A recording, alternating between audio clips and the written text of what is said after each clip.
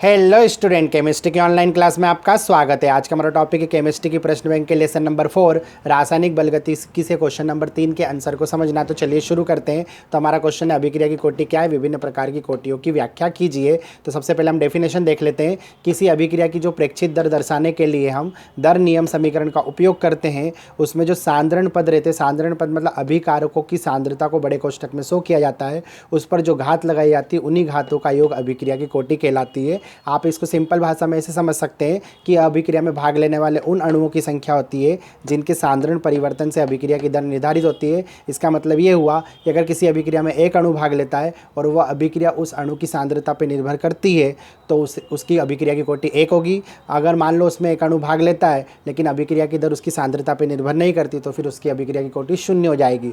अब मान लो किसी अभिक्रिया में 2 अणु भाग लेते और अभिक्रिया की दर दोनों अणु की सांद्रता पर निर्भर करती है तो उसकी अभिक्रिया की कोटि 2 होगी। और मान लो 2 अणु भाग लेते हैं लेकिन एक पर निर्भर करती है और एक पर निर्भर नहीं करती अभिक्रिया की दर, तो फिर उसका मतलब हो गया उसकी अभिक्रिया की कोटि 1 होगी। तो इस तरह से होता है, ठीक है। मान लो भले से 4 अणु भाग ले रहे हो उस अभिक्रिया में और वो किसी की भी सांद्रता पर उसकी अभिक्रिया की दर निर्भर नहीं करती तो फिर उसकी अभिक्रिया की कोटि 0 आएगी। तो हमने दर नियम समीकरण रख लिया है। ये एक्स ए प्लस वाई भी ले लिया। एक्स और वाई जो है इसकी क्या है, मात्रा है, मतलब संख्या है कि ए कितनी बार लिया और वाई कितनी बार लिया है, इसकी संख्यात्मक मान बताता है।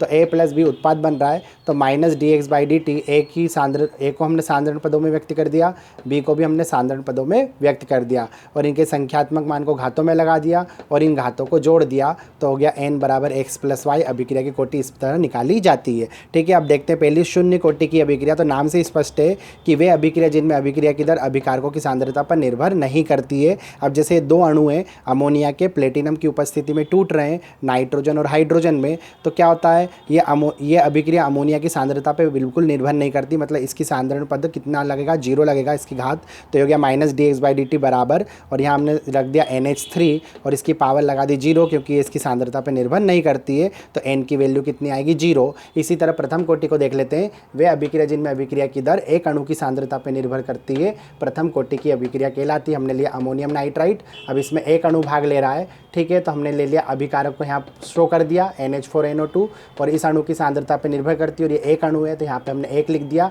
तो n बराबर आ गया 1, ठीक है। अब देखते हैं द्वितीय कोटि की अभिक्रिया। तो यहाँ पर 1 की जगह 2 हो जाएगा। वे अभिक्रिया जिनमें अभिक्रिया की दर 2 अणु की सांद्रण पर निर्भर करती है। हमने हाइड्रोजन और आयोडीन की क्रिया से हाइड्रोजन आयोडाइड बनवाया है। अब ये क्या होता है, ये अभिक्रिया की दर हाइड्रोजन की सांद्रता पर भी निर्भर करती है और आयोडीन की सांद्रता पर भी निर्भर करती है, मतलब दोनों की सांद्रता पर निर्भर करती है। और दोनों कितनी बार है, एक बार है। तो H2 की पावर 1 लगा दी, I2 की पावर भी कितनी लगा दी, 1 और 1 को जोड़ दिया तो कितना आ गया, n बराबर 2। ये हो गई द्वितीय कोटि की अभिक्रिया के लिए वैल्यू। अब देखते तृतीय कोटि की अभिक्रिया। तो 2 की जगह 3 कर दो तो वे अभिक्रिया जिनमें अभिक्रिया की दर 3 अणु की सांद्रण पर निर्भर करती है। अब हमने 2 क्या ले लिए, नाइट्रिक ऑक्साइड ले लिए, उसकी क्रिया ऑक्सीजन के एक अणु से करवा दी और बना दिया नाइट्रोजन पर ऑक्साइड। तो हमने लिख दिया minus D X by D T, ऐसा कैसा, यहाँ से देख लीजिए आप। और यहाँ पर NO की पावर कितनी आएगी, 2 और ऑक्सीजन की पावर 1 आएगी, मतलब ये नाइट्रिक ऑक्साइड के 2 अणु की सांद्रता पर निर्भर करता है और ऑक्सीजन की एक अणु की सांद्रता पे। तो 2 और 1 को जोड़ देंगे तो 3 आ जाएगा। तो इसकी ये कौन सी कोटि की अभिक्रिया होगी, तृतीय कोटि की अभिक्रिया हो जाएगी।